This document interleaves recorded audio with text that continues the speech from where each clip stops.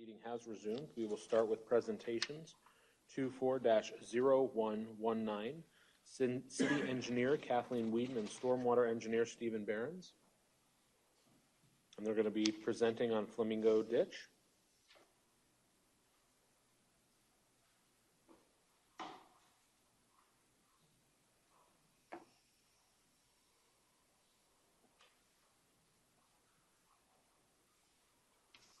Wasn't just a celebration day. You actually got to come down here and talk to us twice in one day. Wouldn't have it any other way. Well said.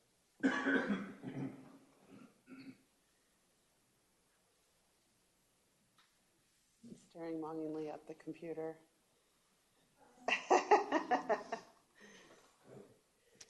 Good afternoon. I'm Kathleen Weeden, City Engineer. I'm here with Steve Berens, Stormwater Engineer.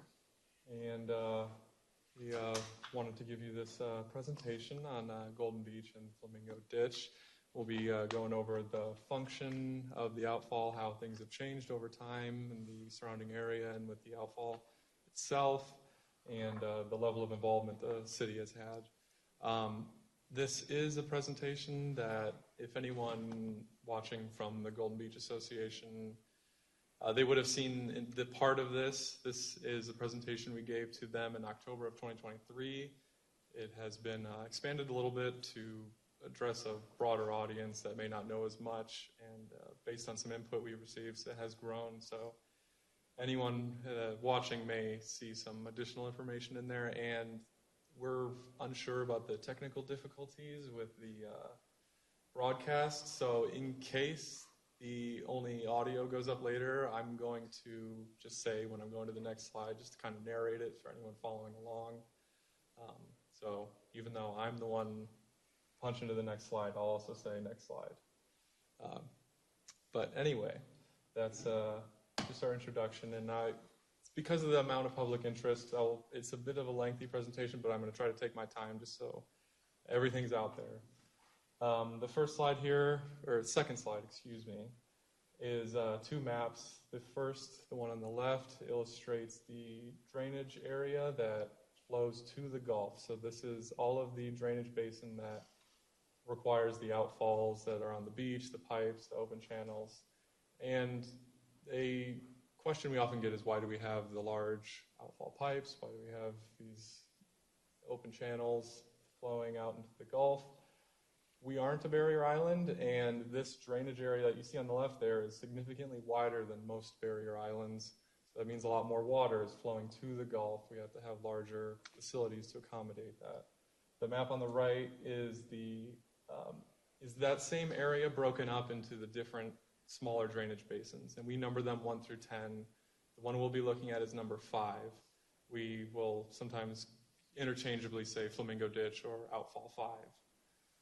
The two largest there, 5 and 8, are the two open channel outfalls, Flamingo Ditch and Deertown Gully. The next slide shows two more maps. The one on the left shows, just to zoom in to help you orient yourself if you're not familiar with these two open channel outfalls. Flamingo Ditch is the farther north of the two. Farther south you have Deertown Gully. And we are focusing today on Flamingo Ditch. The map on the right shows specifically that drainage area. In total, can't remember the number off the top of my head, but I think it's a little over 200 acres. It's the smaller of the two. Deertown Gully is a larger drainage basin. More water moves through there than Flamingo Ditch, but a significant amount of water. 200 acres is a large drainage basin, so a lot of water moves through there during and after storms. Next slide is an excerpt from a presentation that I put together. I guess I'm giving myself a shout out here. Just a little plug here for the Venice Beach Outfalls Story Map, which is available on the Open Data Hub on the city's website. It goes through each of those 10 outfalls and details them and the associated drainage basin.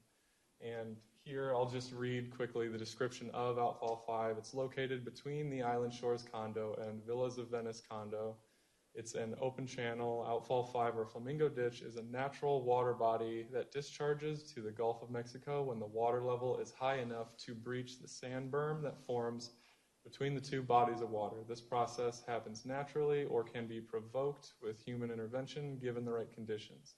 And those last 2 points are something we'll be coming back to later in the presentation about how it can be provoked with human intervention to open and the right conditions, what those are. Next slide is the first of two plat sheets we just wanted to put in there to include. The first is Golden Beach, Unit 2. That is the area surrounding Flamingo Ditch.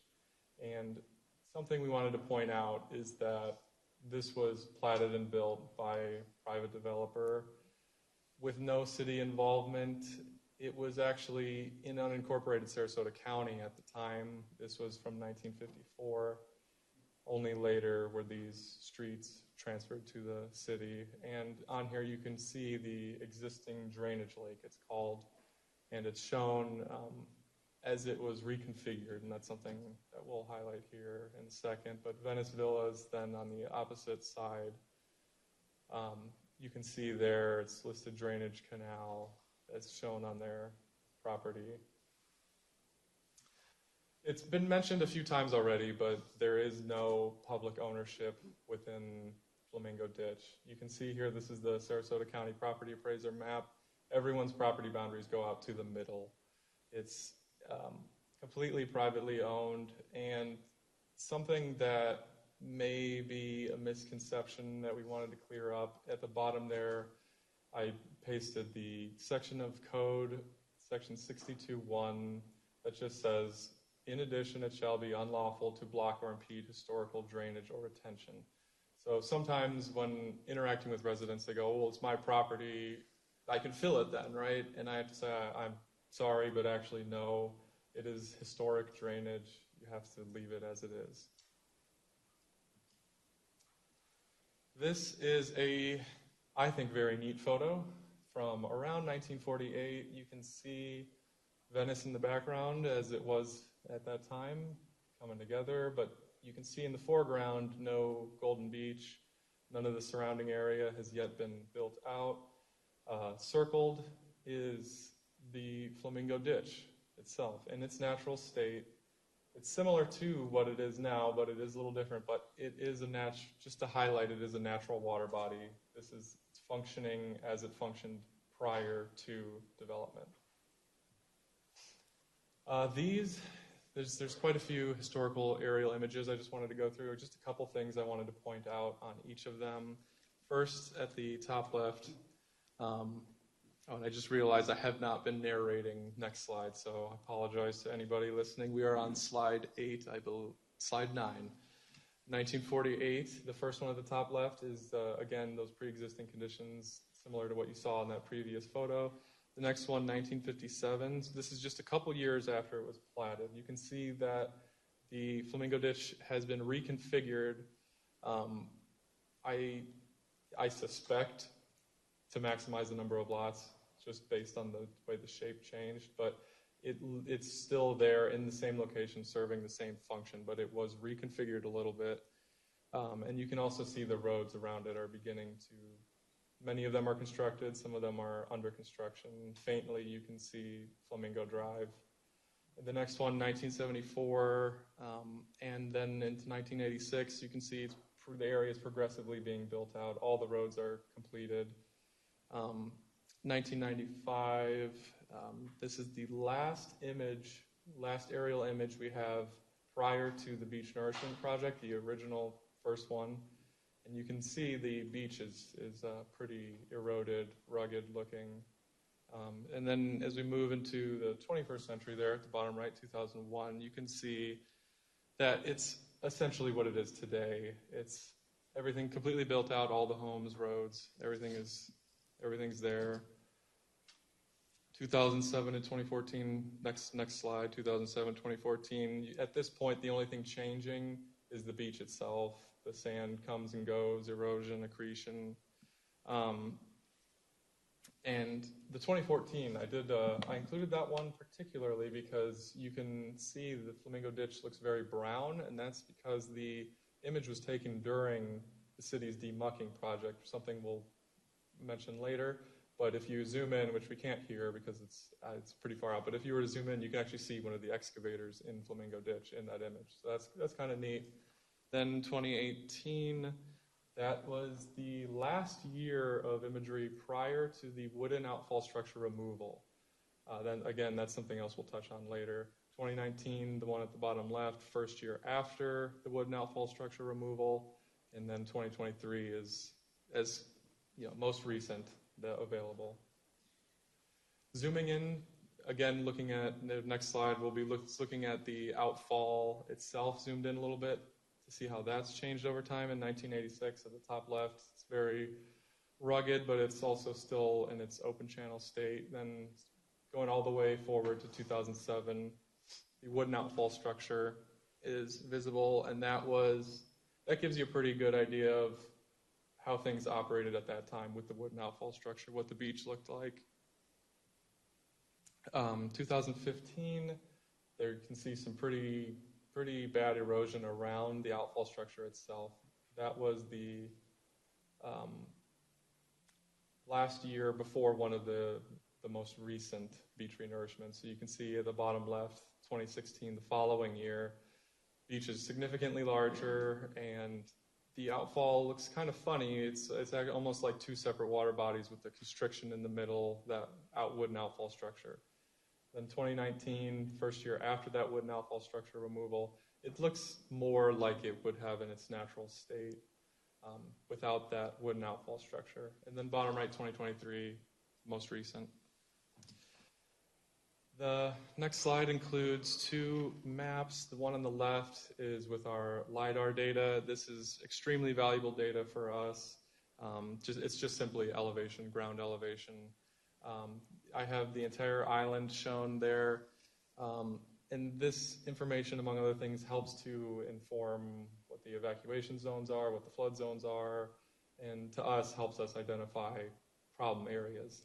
And you can see on the map on the left, the entire area surrounding Flamingo Ditch. It sticks out like a sore thumb. The data is in a gradient from blue to red, blue being lowest, red being the highest, and the entire area around Flamingo Ditch is a green-blue color, just illustrating that it is significantly lower than much of the area around it. It's not a very technical way to describe it, but we'll often say it's kind of like a bowl, with the berm on the beach being at around 9 feet, and the area behind that berm being lower, and the outfall, Flamingo Ditch outfall itself being the only way for water to get in and out. It is a little bit like a bowl. The map on the right shows the same area with the evacuation zones, and I do apologize. The colors are a bit opposite of each other. With evacuation zones, your lower areas that are more at risk show as red, whereas on the left, the LiDAR, they're red. So that's a little disorienting, but it's you can see that same area around Flamingo Ditch, just a big pocket of red. It's evacuation zone A. The next slide shows, in a similar vein of going over the FEMA flood zones, the map on the right shows the current flood zones. That's what it looks like today. It's all that same area that we just illustrated as being like a bowl, being in evacuation zone A, is all zone AE11 or AE10, and right on the coast in a VE zone. And going back through time, the area has always, as far back as you look, been classified as a high risk. It's a special flood hazard area.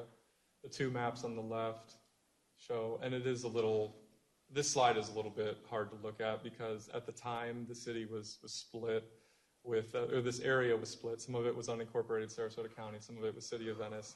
And on top of that, these two maps one is turned and the other is not. So this one's a bit difficult to look at, but what we really wanted to point out was that these are A zones. These were high-risk zones as far back as 1980.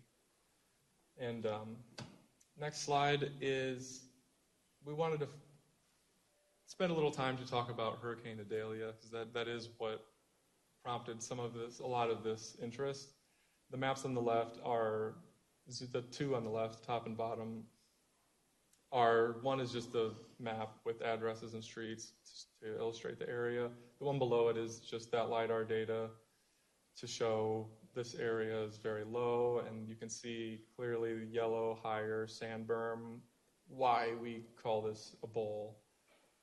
And the two maps on the right are specifically geared towards looking at Hurricane Idalia effects. The one on the top shows that same LiDAR data, but it's shown differently, where colors blue is elevations from 0 up to 6.25, and then there's no color shown for anything above that. The reason for that number specifically, after the storm had passed, the following morning, I had gone out early morning hours to observe where the water was. We knew with the surge that there would be water there, and we wanted to see what the effects were. So in the blue is actually the water level where I had observed it that morning, and it just happened to correspond with a very specific 6.25. So what I determined is the water as I saw it was at elevation 6.25. And so that's what that map there shows. The one below that is the same 0 to 6.25, but it's shown with the gradient so that you can see which parts that were underwater would have been deeper, where water comes up first. At the bend in Flamingo Drive, that's where we usually see water coming up first. At the corner near Villas and Gardenia is another low spot. We will usually see water coming up there before other spots. Those are the two lowest. Next slide, more on Hurricane Idalia. There was some talk of how the water had affected emergency response, and just to clear up a misconception, emergency response vehicles were available to access. They were able to access the area if need be, and that went as far as to include UPS. There's a picture there with a UPS truck. Nothing can stop them. The next slide is a cross-section. I want to get into exactly what our involvement is, what we do, what our public works stormwater crew does here. So to be able to understand that, I wanted to talk about the outfall and the elevations there. So the bottom left shows a cross-section with on the left is the Gulf of Mexico water, on the right is Flamingo Ditch. And there's a sand berm that forms between the two, and that is always fluctuating in height, and that is what our crew will need to go and cut through. They need to cut a channel through that if they need to go and manually open it. I mentioned earlier provoking the opening. That opening can happen naturally, it often does, but it also often requires a bit of help, and they have to go and cut a channel through that berm. The numbers that you see there, 1, 2, and 3, they correspond to 1, the level in the Gulf there. That was the average high tide for the 2023 hurricane season. And I apologize for getting into datum conversions, but when you look at tides, they're according to mean lower low water, which is established for the St. Pete tide station. Converting that into the same datum as the numbers we've been talking about, that is just over half a foot, 0.54 in NAVD. And with that number, we can compare to what does that look like compared to the roadway elevations, the adjacent stormwater swale elevations. And the number 2 there is the lowest point within the swale, that's at 2.5 feet, and then 3 is the lowest crown of road at 4.3.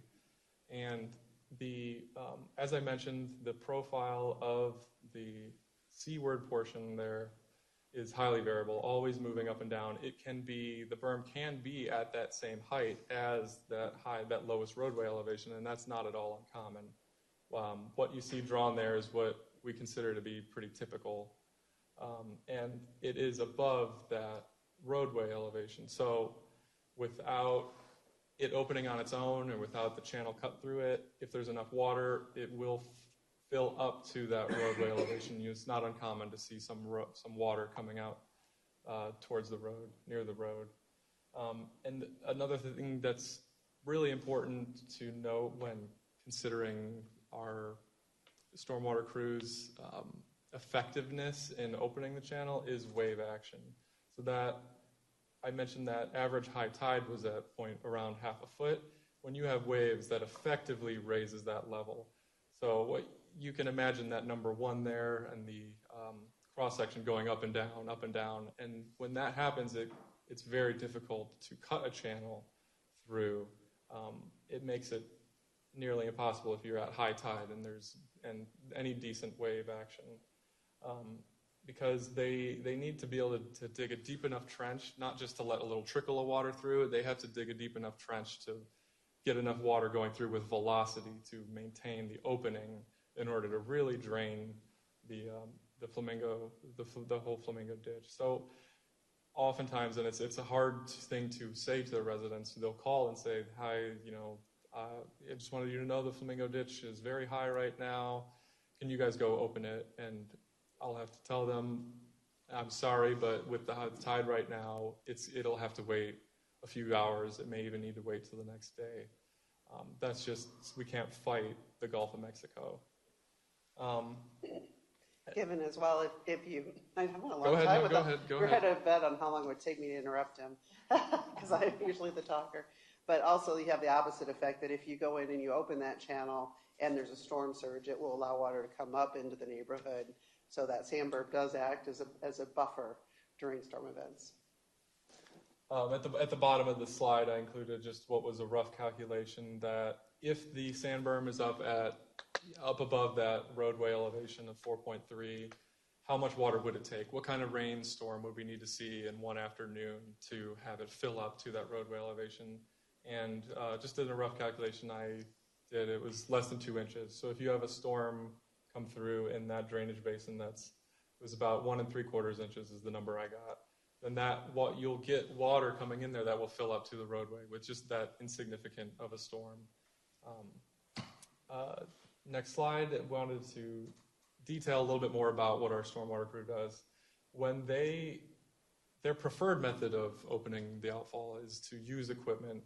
They'll bring a mini excavator all the way up the beach. Their only good access for this point is all the way down at the North Pier parking lot.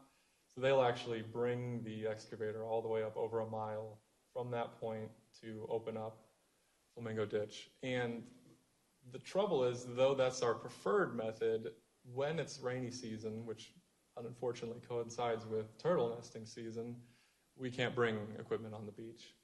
So they'll have to go and open it by hand. And if you have heard from any residents who have tried to open it by hand, it's very difficult.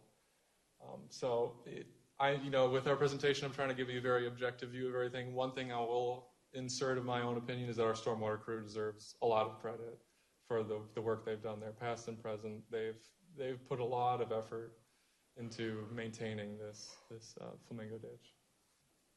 And since Hurricane Idalia, has been some progress made on our end in terms of opening the outfall for emergencies. We have made a direct cell phone contact with someone at Moat. They would have to give us emergency clearance, to be able to bring equipment during the rainy season when it's sea turtle nesting season, so that in the case of an emergency like Hurricane Idalia, we could be able to bring equipment and get that outfall open faster, to get it open sooner, to drain sooner, quicker. Next slide. There has been some discussion of what in the past had been done and looked into, and research report was put together on possible improvements back in 2011. And a couple things here I wanted to point out on this slide is from the body of that report is some information on the design rationale. And highlighted, it says, improvements to water quality require a continuous flushing or movement of water through the outfall discharge points, pruning and removing overgrown vegetation and non-native plants along the channel banks, sediment removal and UV treatment of a 2-inch equivalent event stormwater volume to significantly improve water quality. One of the things we wanted to highlight here is that project at the time was geared primarily towards water quality improvement and not flooding improvement. So that was an aspect of the project, but it was not the primary concern. The primary concern was water quality improvement. And I also wanted to highlight those suggested improvements, because a few of those have been made. So we wanted to detail a couple of those have occurred and we believe have improved water quality and function. A couple of tables I just wanted to show in there. Table 2.2 from that report shows storm surge elevations. Corresponding with that elevation that I observed, 6.25 is what I found after Hurricane Idalia. According to our report, that a storm surge of that height is actually considered a 15-year storm. So significant, but not a 100-year. And I know every time these storm events get mentioned, it's good just to mention that's not guaranteed this will happen once in a 15-year period. It's saying that there's a 1 in 15 chance in any given year that will occur. Table 2.4 at the right just shows that through ICPR modeling, so not my rough calculation, but actual modeling, they determined that a 2-inch event would have a peak elevation within Flamingo Ditch of 4.26 feet. So very similar to what I had shown earlier as that lowest crown of road elevation. So with a 2-inch event, they're saying you will have water in the road. And at the bottom there is just a snip from our estimate, the project cost estimate for what was a deep gulf discharge improvement. I know that has come up and the cost has been mentioned, and there in 2013 the cost had gone up. It was originally, I think, just considered over $1 million, and at that point, through further design, they determined it was over $3.6 million, and it's important to remember that's in 2013 dollars. So if considering anything like that today, it would be significantly more expensive. Next slide shows a sheet from the deep gulf discharge improvement. It shows what was the 2 deep gulf discharge lines coming from a UV treatment pump system, and there's also a 48-inch HDPE gravity line. So this improvement would not just eliminate any need for an outfall there at the site. It wouldn't send all the stormwater out and completely handle all the flood volume. There was still proposed to be a white pipe on the beach, like you see at the other ones, at some of the other outfalls, like at Venice Beach. And one of the reasons, well, there's a couple of reasons to include this here, but one of them is that this is a lot of equipment there in a tight spot, some of it particularly challenging to maintain. One of these is called a CDS box that will collect sediment and regularly needs to be cleaned out. From my experience in working with our stormwater crew, I don't even know how they would be able to access that to clean it out. So this would be very challenging to maintain, and important to note, completely on private property, as we mentioned earlier. This is not an ideal setup, and Sarasota County has implemented a similar deep gulf discharge at Siesta Key that, from my understanding, has caused them a lot of headache, is not performed, and is difficult to maintain. This next slide shows just another sheet from that same set of plans to show where that pipe would have been, the deep gulf discharge line, the gravity pipe on the beach. It's a very complicated setup.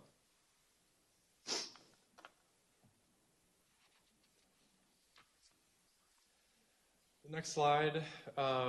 Earlier, I mentioned how a few of the items in that report for water quality improvement, one of them was sediment removal. That was accomplished. We did a Flamingo Ditch demucking project at the end of 2013 and early 2014. And as you can see here, 2 very nice pictures of a lovely excavator demucking, getting a lot of the sediment with all the muck at the bottom that accumulates all the bacteria and all the stuff you want to get out of there. I would be remiss if I didn't mention, I wasn't here for this project, but my understanding from Kathleen And James Clinch is that, Assistant City Manager James Clinch, is that it was very challenging to get all the temporary construction easements for this project. In order to be here and do this work all on private property, they needed to get from each property owner a temporary construction easement to be allowed to be there to perform this demucking. And I believe there were some homeowners that held out and they actually had to be excluded from the project. Next slide is the what many of the residents there will remember is the 2017 no-name storm, which was, I believe, a week or two prior to Hurricane Irma. It was an event that flooded the streets surrounding Flamingo Ditch in a way very similar to what we saw after Idalia. The picture at the right shows the wooden outfall structure. This occurred before the removal of the wooden outfall structure, and you can see that given how much water is there in the picture on the left, what you see there coming out of the wooden outfall structure is essentially a trickle. And we believe that constriction there really limited the speed in which that all drained and was the impetus for removing the wooden outfall structure. The following year, on the next slide, I show a couple pictures from the following year. The wooden outfall structure was removed to return Flamingo Ditch to its more natural state of being able to flow, have open channel flow as on its own or to be helped along to open up, but back to its natural state. The constriction was removed, and since this point, we do believe the system has performed significantly better in rainfall events. Hurricane Ian dropped about, I think, 15 inches of rain in our area, which greatly exceeds what's considered a 100-year storm. And we heard a lot of complaints and saw the effects of Idalia, which saw much less rain. We didn't see that after Ian, which was a 100% or 100-year rainfall event, or exceeding that. So we do, and that was primarily Ian. The difference between the two storms, Ian was more so rainfall event, wind and rain. Idalia, we saw more surge. So that is characteristically two different storms and why it performed much better after Ian, even though it was such a devastating storm in terms of rainfall. Since the wooden outfall structure was removed, it was able to open up, the outfall was opening up on its own much better. And all that water was flushed out of there much sooner.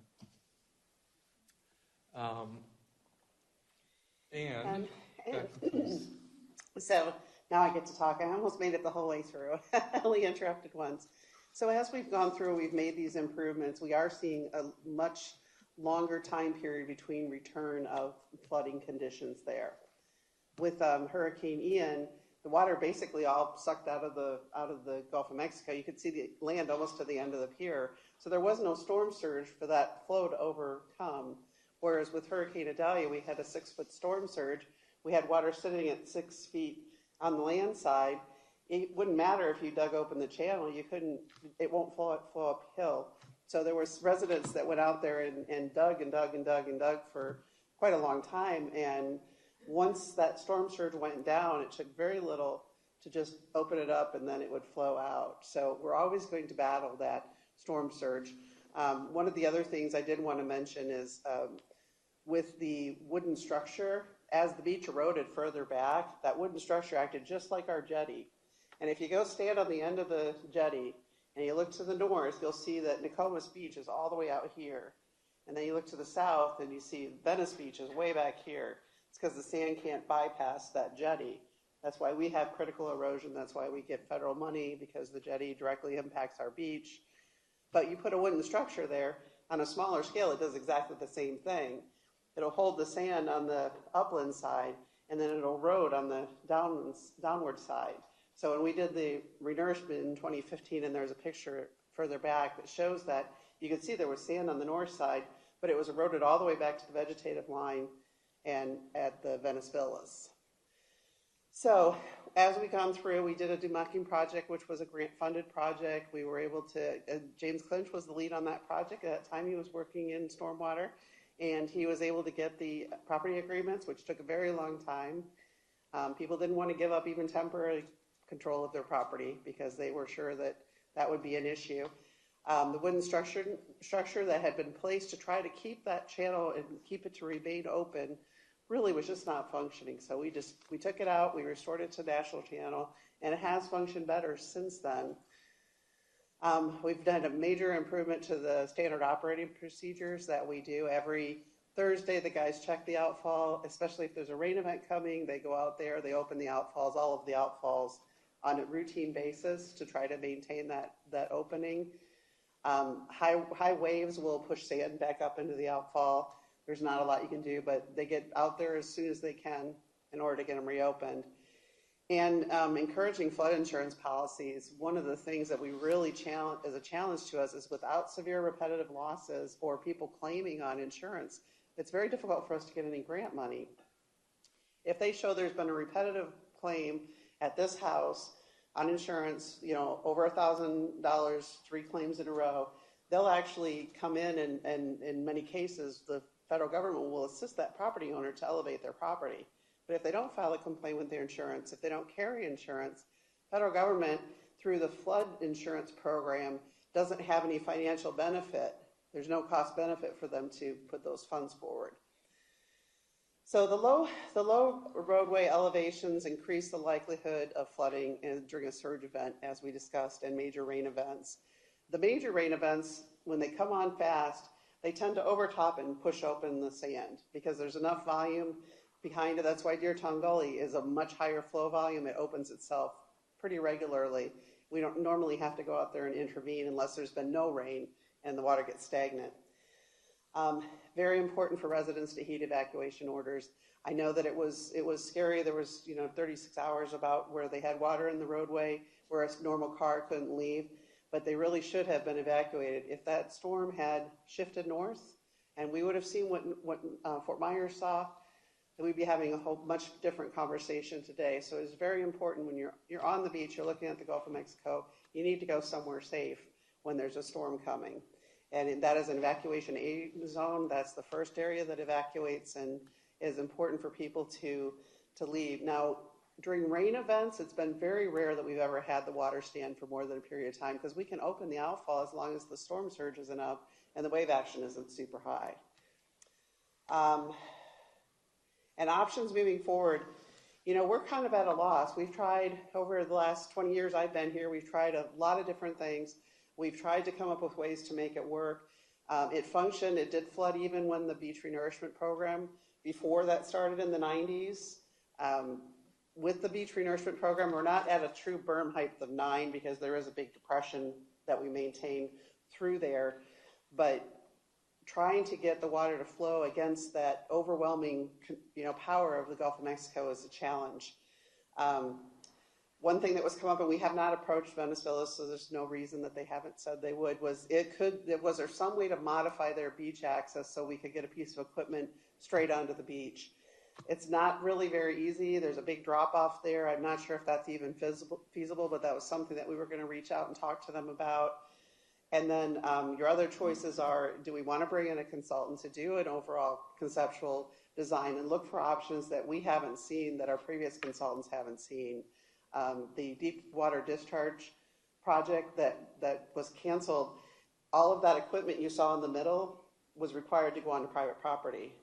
Island Shores said, great, here, we'll give you an easement, put whatever you want there, fix the problem, we're good. They actually funded bubblers out into the waterway in Flamingo Ditch that circulate the water to help it. Used to be just this green, muck-covered, yucky pond out there. Now it's getting aerated. We don't see those issues. They were all in.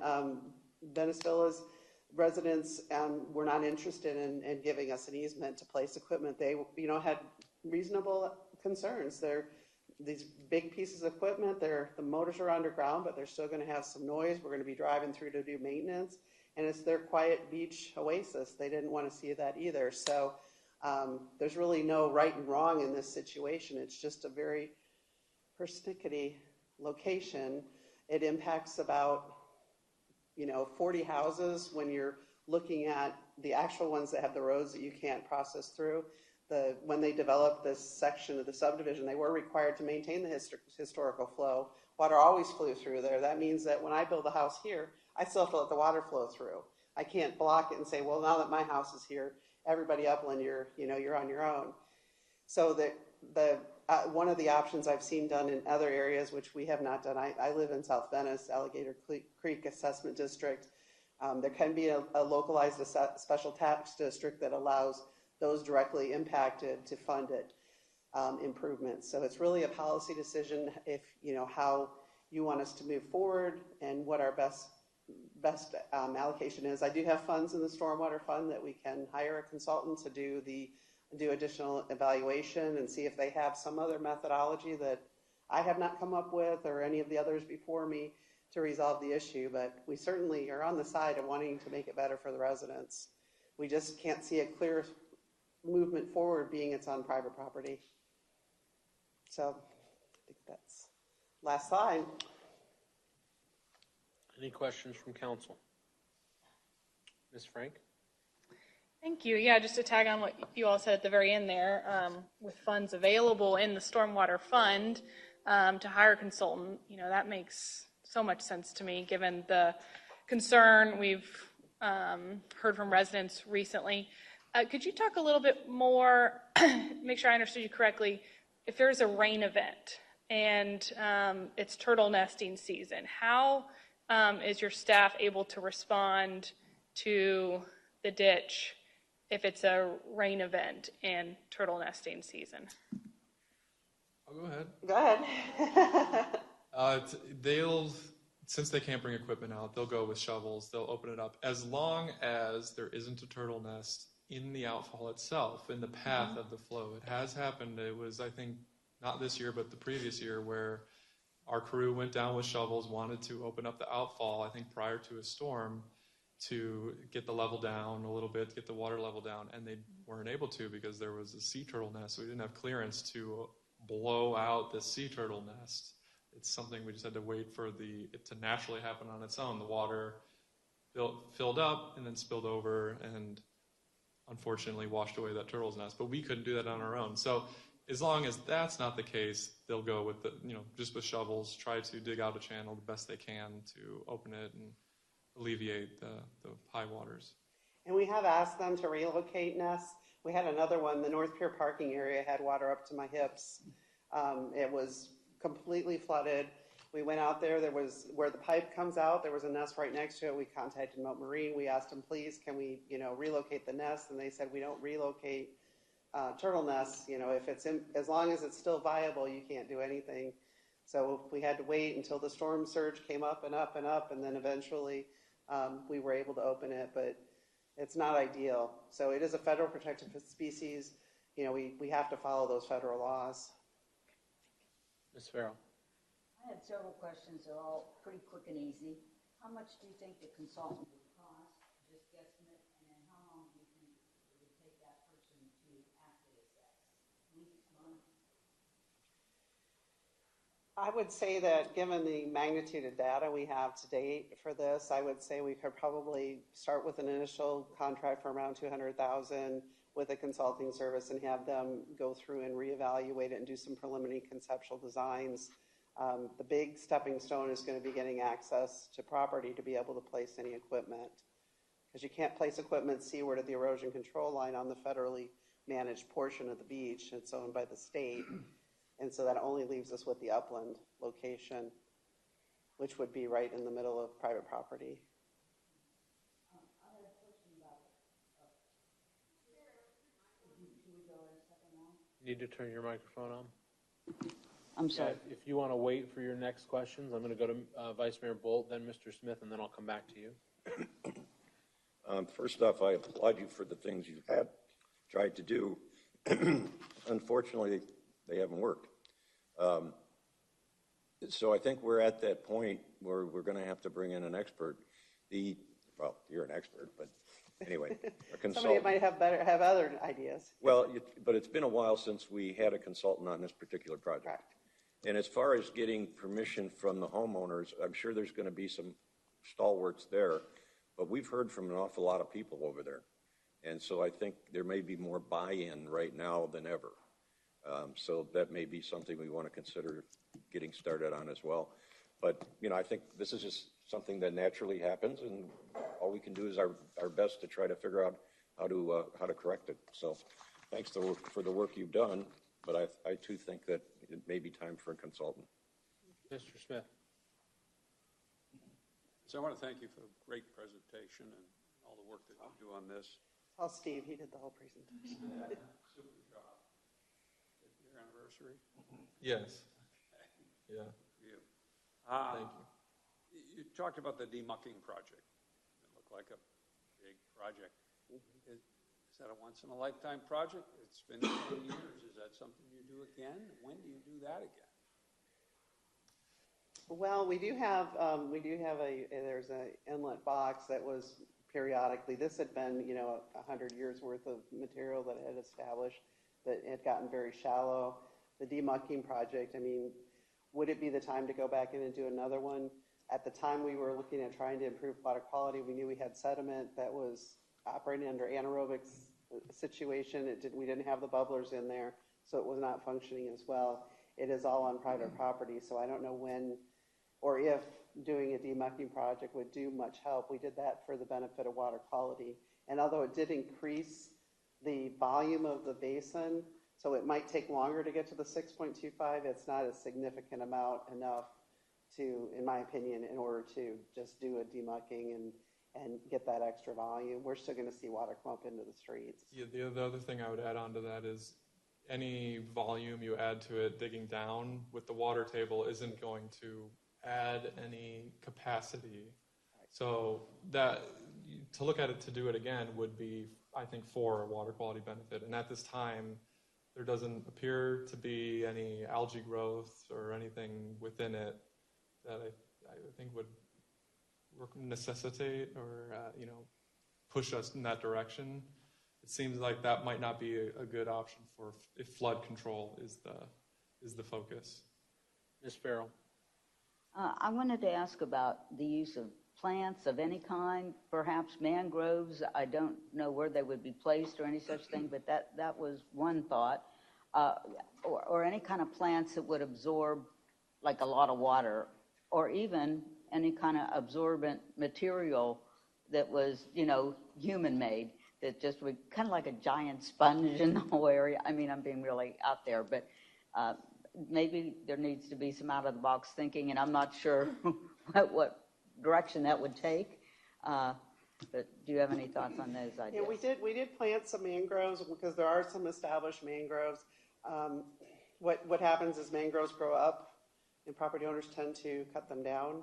We have a couple areas where there was tried to establish some mangrove areas that have none left at all now. They've mysteriously disappeared over time. They're on private property behind their homes. A mangrove is really most effective when you use it along a dynamic shoreline, because then it creates land. It filters the water and it actually holds sediment and creates land. So on this, the edge of Roberts Bay would be a great place for mangrove planting. This wouldn't really be an area where you would see big improvements in water quality. Yeah, great for shoreline protection, but in terms of holding water, maybe negligible.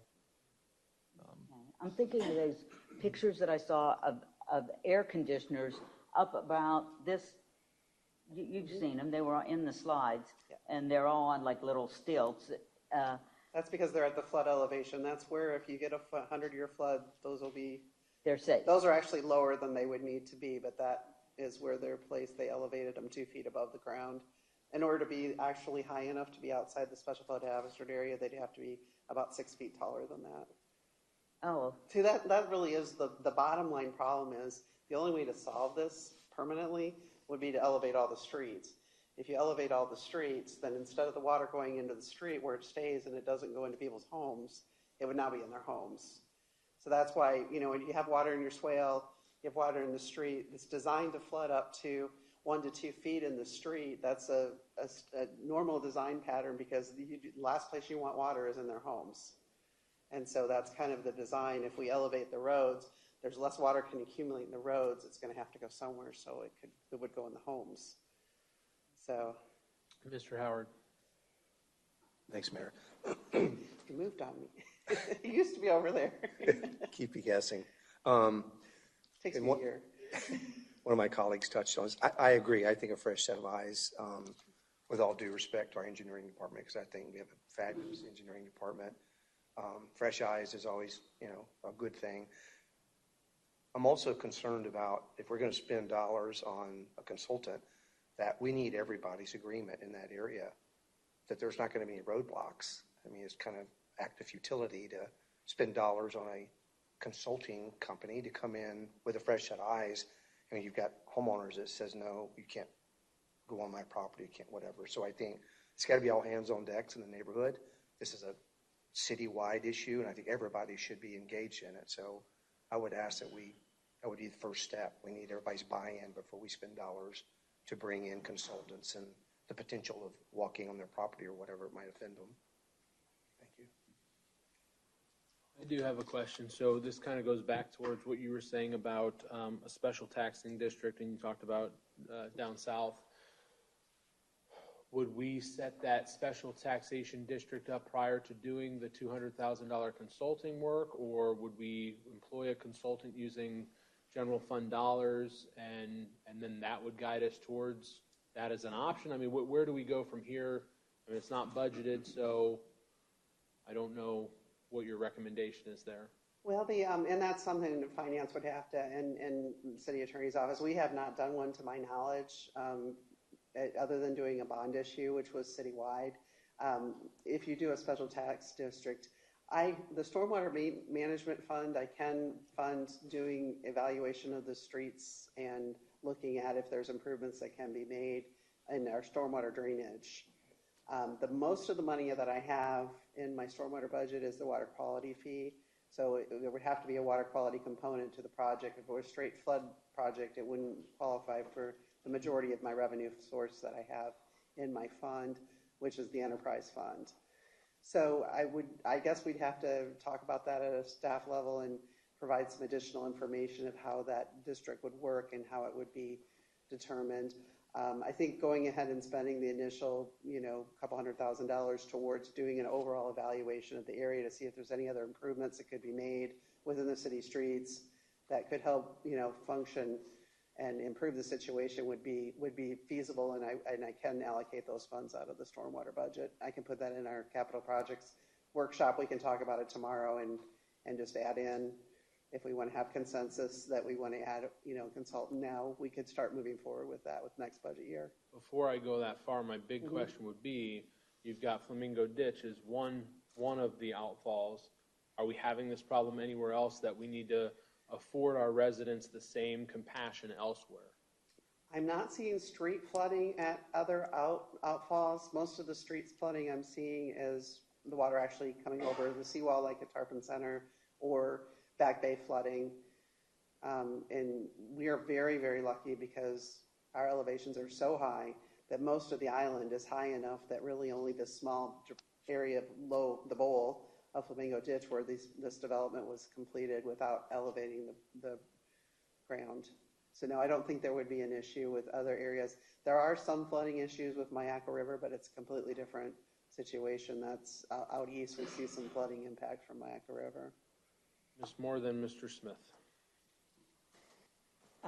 I can't tell you how much. I cannot overemphasize how good I think this report is as far as the historic maps and all of that. I mean, that's just terrific information, and very well done, Stephen. Not you. No. As him. No.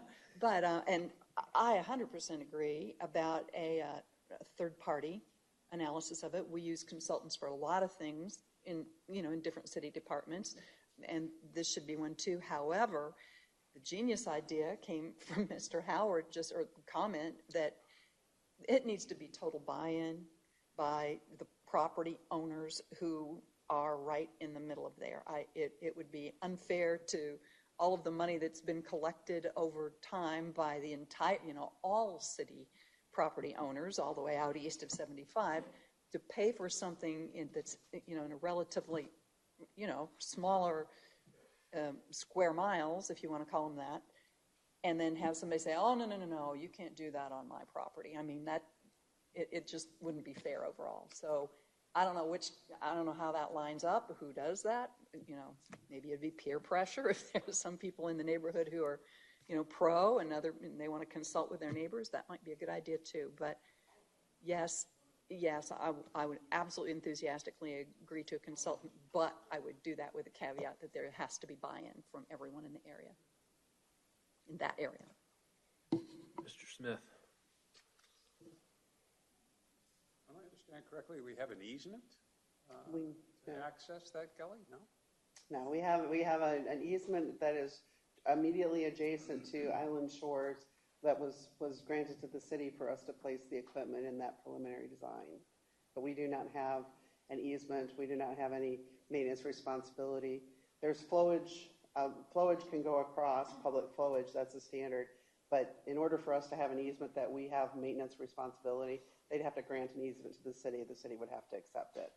And neither the county or the city have accepted any maintenance responsibility. May follow up. Sure. Do I understand correctly, there is a vacant lot down there? A privately owned vacant lot, yes. As a possibility if we were able to purchase it, and then we would have that access, is that correct? Well, the access the access wouldn't get us to where the equipment would need to be, though. The equipment would need to be at the mouth of the outfall, and that's equally owned by Venice Villas and Island Shores. Now, we do have some land that's available on the Island Shore side, but it's a big drop off, and it would be challenging to do it with only half of the canal. Anyone else? Ms. Farrell. Would you need council assistance in getting buy-in from the folks, like an ordinance or I don't know what we could do, but I mean, you're engineering. I mean, you're not God. I'm not. You'd like to wave a wand. Yeah, I think that it is private property owner rights, and so there'd have to be, I would have to defer to what the appropriate way is. I mean, the only thing I know about is eminent domain, and I know about this much about eminent domain, but we also have to look at that if we were to take over any of that property, the city is now taking on a huge financial burden that we're currently not, our taxpayers don't pay for, because that's all a privately owned lagoon that houses were built around. So as far as getting buy-in from the neighborhoods, we can reach out to the neighbors and talk to them, but at the end of the day, it is going to be an overall policy decision as to whether we're going to spend public funds on this private property or try to do something that is outside of property that the city currently owns. Now, if there's something we can do within our streets that would improve, the management of the system, that would be something we could spend our funding within the public right-of-ways. But within Flamingo Ditch, it's still private property. And I don't know of any way that, to encourage the public unless they do it voluntarily. Okay. I just, two other real quick ones. Hold on one second. Mr. Smith. You showed us a really powerful slide of the 10 outfalls, I guess, to the Gulf, and pointed out that there were two very large areas, the two, I guess, natural water bodies. But yet, where there isn't one of these water bodies, there are outfalls that have been created. And it seems because this drains such a large area, it creates part of the problem, that all the water from that entire large area has to go out through Flamingo Ditch. Is it possible to have another outfall within that drainage area, cutting down the size of the field that is flowing toward Flamingo Ditch? I think that's something that could potentially be looked at through a consultant, but right now I could say that would likely be very challenging. There's only a limited amount of area where that all funnels down to that entire drainage basin area. Sounds like maybe you're thinking of splitting up the drainage area so that some drains elsewhere, and at that point you're fighting the natural grade of the ground and the way the pipes all flow. So within that entire drainage basin, that would be an extremely complicated project. Maybe it could be done, but potentially that could be looked at by a consultant. Right now, that doesn't seem like a feasible option to us, but again, maybe someone else looking at it may see it differently. And you have to look at the cross-sectional area of the outfall too. If you look at how large Flamingo Ditch is, how wide and deep the flow is, and same with Deertown Gully, the volume of water that would have to move and the size of the pipes that we'd have to put out there on the beach. The largest outfall we have is outfall number 2 at the end of Alhambra, and it has a double barrel 48-inch pipes, 36, 42-inch pipes. So, I mean, you'd be looking at a series of pipes out on the beach directly funneling water.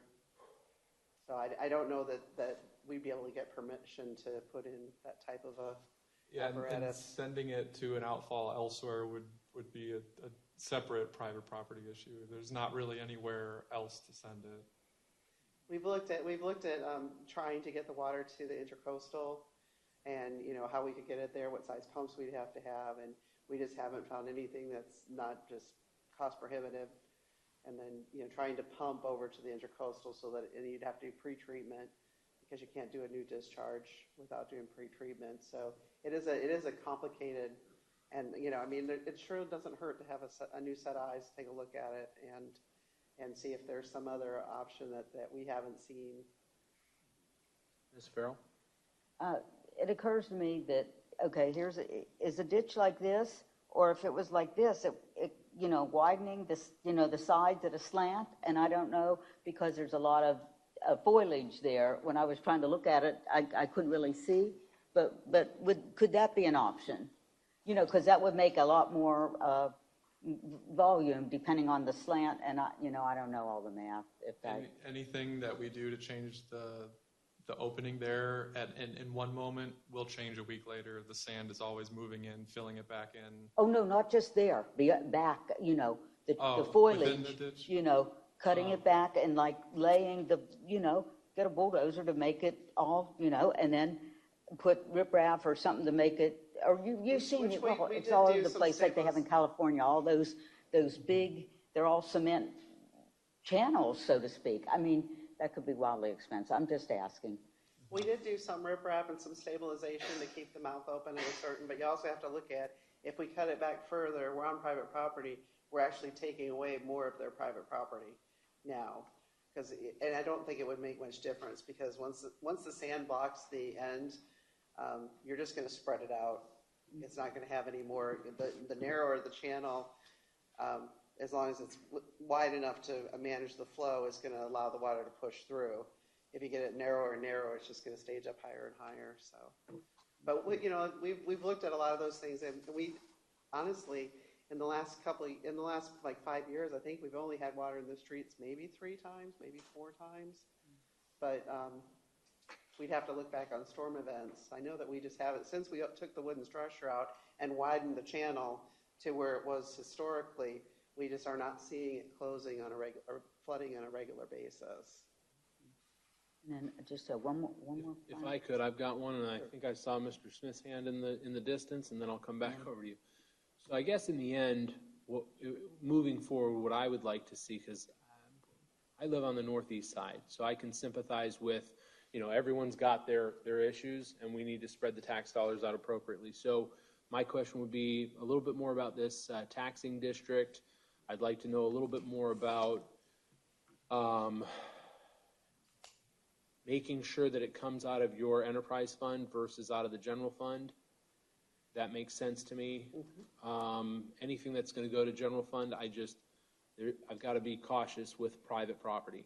So those are some big ones for me, is just a little bit more about this taxing district, making sure it comes out of your enterprise fund.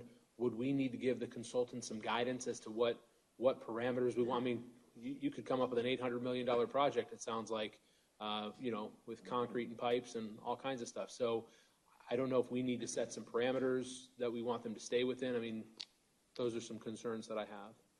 And that is kind of what happened the last time. We found a consultant. They're super excited. They came to us and said, for $1 million, we can do both outfalls. We can deep gulf discharge. Really excited. Went through, moved further along in the process. The price went up to $2 million. Then it went up to $3 million each outfall. And Deertown Gully, the volume is just so huge coming out of Deertown Gully when there is a large rain event. that the pumps that we would need in order to move it through and the size of the pipes, it just, there's a lot of things you could do, but they just start scaling astronomically high very quickly. Well, I'm really excited because, I mean, our capital improvement projects, we talked about doing some more outfalls. We'd already done the one. It seemed to work really well for us. So, I mean, I know that's part of our long-term planning. Absolutely. Shifting to this one, I mean, absolutely. It's gonna also help with the nutrient discharge, those kind of things. So I think it's not out of line with what our goals and our mission is. I just think we need to be very careful, like you said. I mean, you had showed us the $3 million that now today would be 25. I mean, the fire station was a perfect example. It was going to be an $11 million project. Now it's $25 million. So, I mean, at some point we have to have some parameters so that we don't end up at the end of this wasting $200,000 just to say, okay, now what are we going to do? Well, everything's $500 million. So. Well, and you also have to look at that, when have a known area that's in a special flood hazard area, it's built very, very low. We're seeing less issues with the homes because as they've elevated up, now we're seeing more water in the road because the water's not on those lots that used to be low. So they're protecting the life and safety by elevating the homes, but that's making the road flooding worse. And then the few lower structures that we have remaining, the couple that have had water in them at least 3 or 4 times since I've been here are not carrying flood insurance and are not filing claims, so I can't get assistance for them from the federal government to do it. So, Okay. Mr. Agreed. Smith? Yeah, we don't know yet what the proposals, big or small, from a consultant might be. So I don't think we're at a point where we can get people to sign off that they're part of it at this point. They may come up with a proposal to create another outfall that's not even affecting people immediately along Flamingo Ditch. And I do think we have a consensus that we'd like to see a consultant give us some ideas. So I'm hoping we can do that immediately. Ms. Farrell? My last thing, when I was down at the Climate Summit in Punta Gorda, hosted by the Coastal and Heartland National Estuary Partnership, they were very clear that there is a state agency with the word resiliency in it, and that might be the one you're talking about with Tarpon Point? Yep. Okay, and they just said that in the last 3 years, there's a lot more money and that the state is really, really understanding that resiliency on these hurricanes is key. Every single presenter, the word resiliency was in the topic. So is that money available, or were they just making it, There is quite a lot of money available. One of the things you have to show is loss. And loss would be, homes, structures.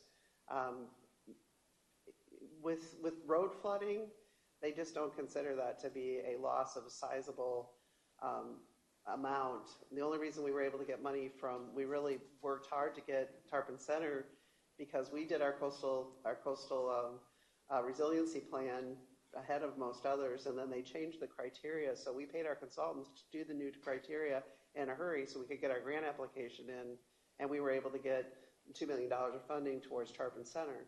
So that was a huge project that we were able to move forward, but that's because it's a primary evacuation area for all of the condos that are on the beach and everything that's on Tarpon Center. We have a very high volume of people. This neighborhood is single-family homes. There is some multifamily along the side, but we really don't see flooding past the first block of Golden Beach and, like the second block of Flamingo and Gardenia. So there's not a lot of properties for me to show a huge cost benefit. If it's going to cost $5 million and it's going to, have the roads not flood that affects 100 residences, that's not going to meet the criteria they're looking for. They're looking for larger projects. Mm-hmm. But there definitely is money there, and we definitely are pursuing it. Okay. Wherever we can. Thank you. Yeah. Okay, any other questions for the engineers? Okay, we'll take a 10-minute break. We'll come back at 2:20. Are we going to do a motion?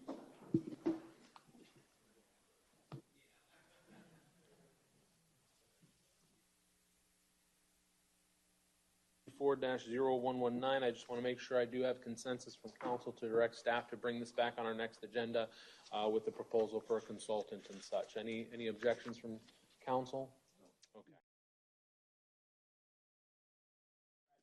The last speaker is Israel Salinas, and he has 5 minutes.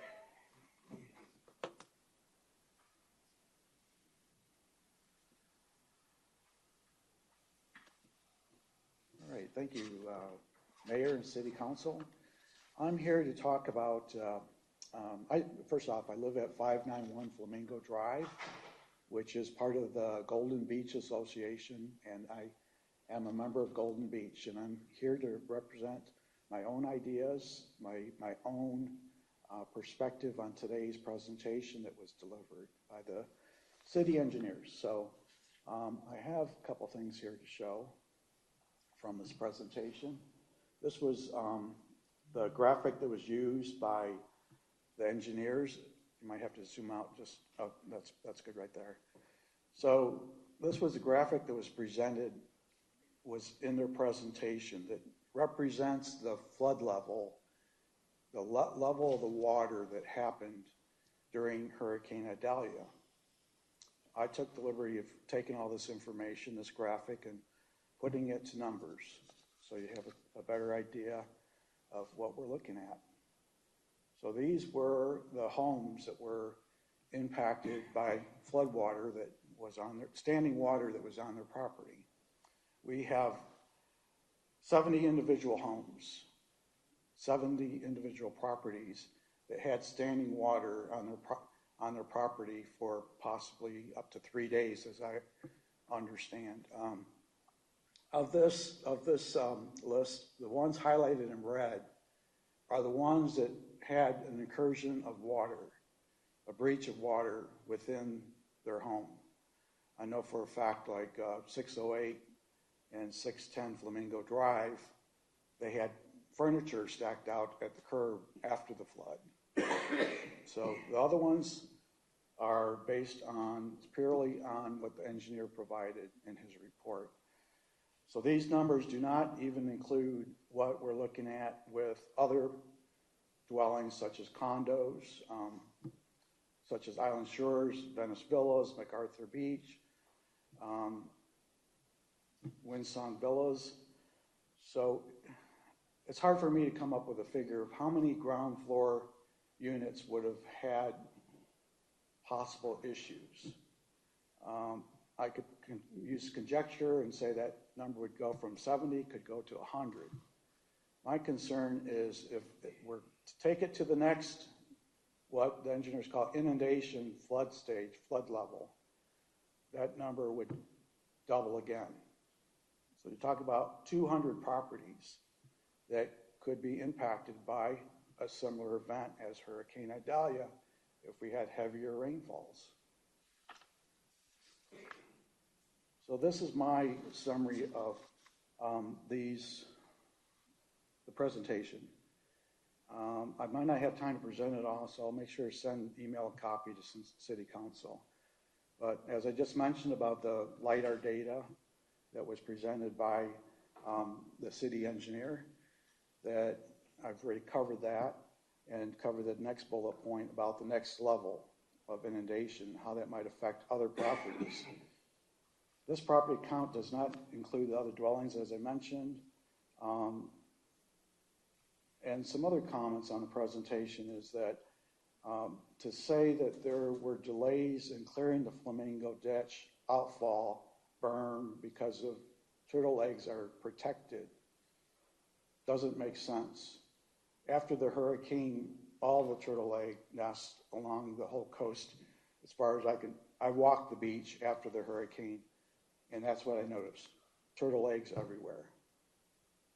So what I'm saying here is that there should be a contingency plan, emergency playbook that the city is able to enact in this situation where there's a state of emergency and they need to protect life and property above turtle eggs, if that makes sense to you. The turtle eggs were already destroyed. Sorry to say, they were gone. So why hesitate and wait for Marine to give the okay? As far as the special tax district, I disagree with that. I agree. That sounds like it's setting a special precedence, a new precedence. That was never done with any of these other types of projects that the city has approached that benefits a small group of people, such as how about capital improvements like $3.1 million for the Northeast Park. Or we mentioned 20 million.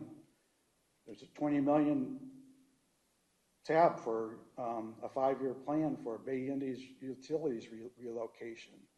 That's a special community. Why are they not being given a special tax district as well? So I'm going to conclude on that. One idea, though, that I had and was about part of a solution was eminent domain regarding the 2 adjoining properties at the mouth of the outfall, Island Shores, and Venice Villas.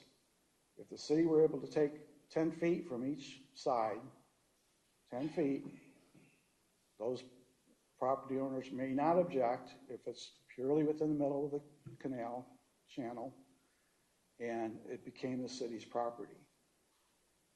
They may have to go back a little further and maybe affect 2 other properties, but maybe 4 at the most. Take eminent domain. It's your property now. You have the right to do what you need to do to protect the entire neighborhood. And the last thing is, and this isn't related to Flamingo, but why not have a new rider?